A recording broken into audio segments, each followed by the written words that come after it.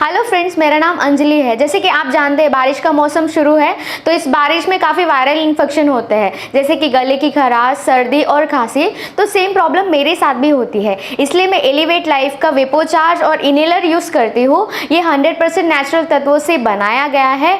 ये गले की खराश को दूर करता है और बंद नाक को खोल देता है। अगर आपके आंखों से पानी निकलता है वो उसे भी दूर करता है। ये तनाव को भी दूर करता है और ये अन्य सांस संबंधी प्रॉब्लम को भी दूर करता है। अगर आपको भी ऐसी प्रॉब्लम है तो इस बारिश में आप यूज़ कर सकते हैं एलिवेट लाइफ का वेपोचार्ज और इनहेलर। Thank you.